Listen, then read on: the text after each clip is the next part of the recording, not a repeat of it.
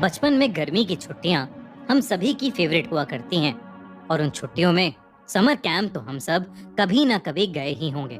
पर क्या हो अगर यही समर कैंप आपकी जिंदगी की सबसे ज्यादा खौफनाक याद बन जाए।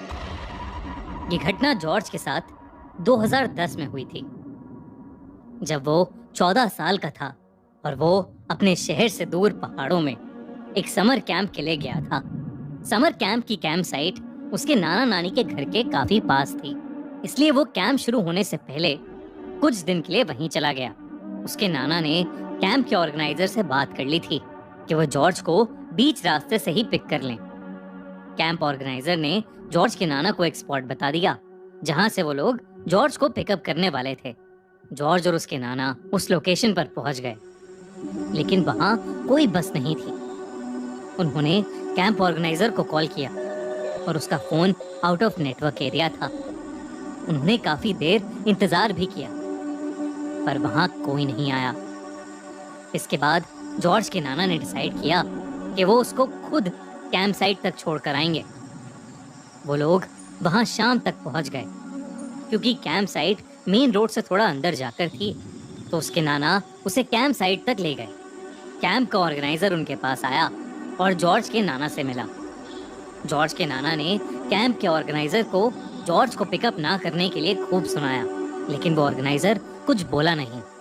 उसके बाद जॉर्ज के नाना जॉर्ज को कैंप में छोड़कर वहां से वापस लौट गए। जॉर्ज जैसे ही कैंप साइट पहुंचा तो जॉर्ज ने देखा कि उस कैंप का माहौल बेहद अजीब था। सारे बच्चे चुपचाप एक सर्कल में बैठे हुए थे और जॉर्ज को अजीबोगरीब नजरों से देख रहे थे। जॉर्ज के नाना के जाते ही ऑर्गेनाइजर बिना कुछ बोले बस वहां से चला गया। जॉर्ज भी उसके पीछे पीछे कैंप को एक्सप्लोर करने लगा। उसने देखा कि एक टेंट पर उसका नाम लिखा था, तो जॉर्ज ने अपना सामान उस टेंट में रखा और बाहर सबके साथ आकर सर्कल में बैठ गया। उसके बैठते ही सभी बच्चे फिर से उसकी तरफ एक अजीब नजर से देखने लगे। जॉर्ज ने एक दो बच्चों से बात करने की कोशिश भी की, मगर कोई कुछ बोल ही नहीं रहा था। सब बस उसे घूर घूर कर देखे जा रहे थे। तभी सर्कल में बैठा एक बच्चा उठा।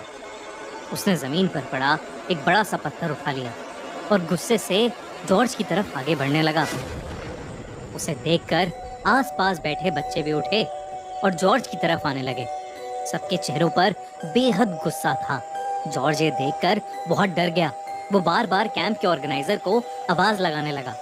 जब इतनी बार बुलाने पर भी ऑर्गेनाइजर नहीं आया, तब जॉर्ज वहां से तुरंत उठा और भागकर अपने टेंट में छुप गया। अचानक ही जॉर्ज के टेंट के बाहर बिल्कुल शांति छा गई, जैसे कि वहां कोई हो ही ना। अचानक से शाम पूरी तरह ढल गई और रात के अंधेरे ने उस कैंप साइट को चारों तरफ से घेर लिया। तभी जॉर्ज को देखा कि कुछ ही दूरी पर एक लड़की जमीन खोद रही है। जॉर्ज हिम्मत करके उसके पास गया। जॉर्ज ने उससे बात करने की कोशिश की, लेकिन वो लड़की बस पागलों की तरह जमीन खोदे जा रही थी। जॉर्ज ने उससे फिर पूछा कि वो कौन है और क्या कर रही है, तो उस लड़की ने जॉर्ज की तरफ गुस्से से देखा और कहा कि वो जॉर्ज की कब्र खोद रही है। ये सुनकर जॉर्ज घबरा उठा और जल्दी से उस लड़की से दूर भाग गया। जॉर्ज को कुछ समझ नहीं आ रहा था कि उस कैंप में आखिर हो क्या रहा है। उसने सोचा कि वो कॉल करके अपने नाना को वापस बुला लेगा और उनके साथ वापस घर चला जाएगा। फोन कॉल करने के लिए वो कैंप ऑर्गेनाइजर के टेंट में गया। उसने जैसे ही उस टेंट में झांका तो वहां कोई नहीं था, लेकिन अचानक किसी ने जॉर्ज को पीछे से धक्का दिया और वो टेंट के अंदर जाकर गिर पड़ा। जब जॉर्ज ने मुड़कर देखा तो उसके होश उड़ गए। उसके सामने वही टेंट का ऑर्गेनाइजर था और उसके साथ कैंप के 24 बच्चे खड़े थे।